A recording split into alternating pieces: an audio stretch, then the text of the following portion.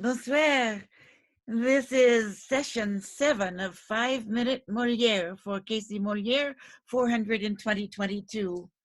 Today's 5-Minute Molière spins off of something I want to clarify from the very end of session 6. I don't want to let an error go uncorrected. I said that Molière never got inside the Palace of Versailles, and in a way, that's true, but I need to explain that. Molière's troupe often performed at court for the king, usually at Fontainebleau or Saint-Germain. But Versailles was still under construction when Molière died in 1673. Construction had begun in 1662, but Louis XIV and his court didn't move out there until 1682, 9 years after Molière's death.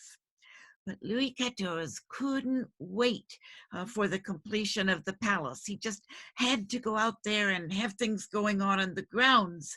And Molière's troupe was invited to participate in festivities on the grounds of Versailles in 1683, 1684, 1663, 1664, and 1668. I can't resist working this in. This is the first building finished on the grounds at Versailles, and it is the menagerie.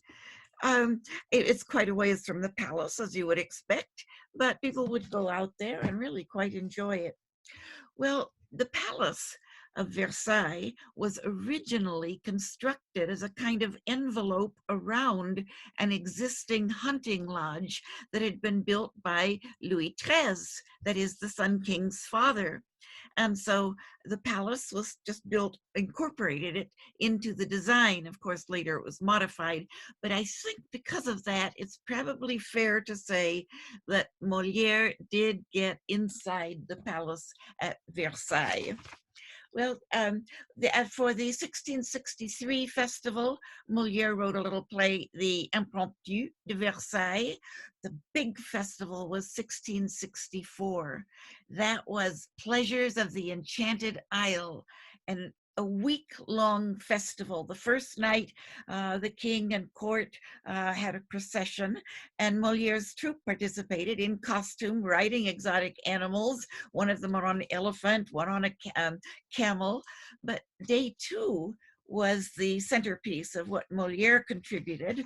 It was the play, The Princess of Elida, which he wrote specially on command for this festival, and as usual didn't have enough time, and so he started writing it in verse, but then he didn't have time to finish versifying it, so the latter half of the play is in prose.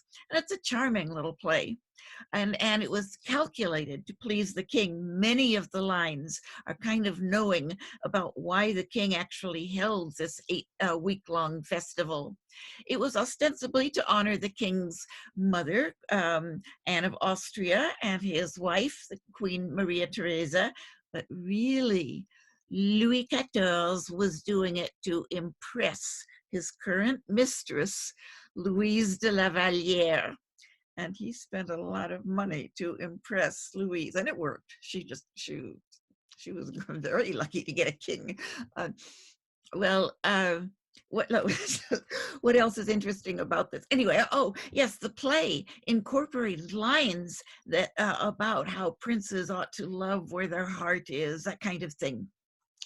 What you see here is an outdoor temporary theater with painted scenery, painted to look as though it's outdoors, even though it is outdoors. So the whole set is painted, but if you took away the set, you would see trees that were exactly the same as what the setting is.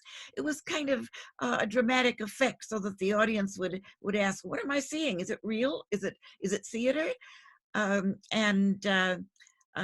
Way down in the distance is what would be the setting for the next night's performance, which I'll show you in a minute. Okay, let's look at that.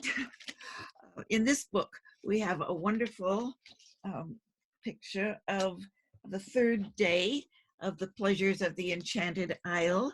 And this is at the pool where they have mechanical sea monsters and the palace that was painted on the set.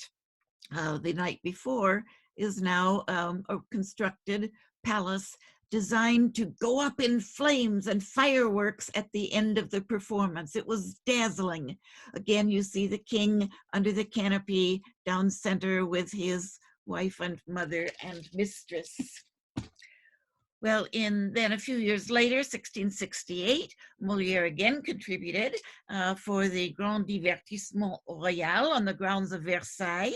He brought his play Georges Dandin, and of course there was music and ballet by the composer Lully. Finally, one more. This is another outdoor temporary theater on the grounds at Versailles, but this is the year after Moliere's death. It is Moliere's last play, The Imaginary Invalid, Le Malade Imaginaire, and it's another actor playing Moliere's part in the chair at center. Again, you see the king and court down in front in a temporary outdoor theater on the grounds at Versailles. Thank you. Merci. Au revoir.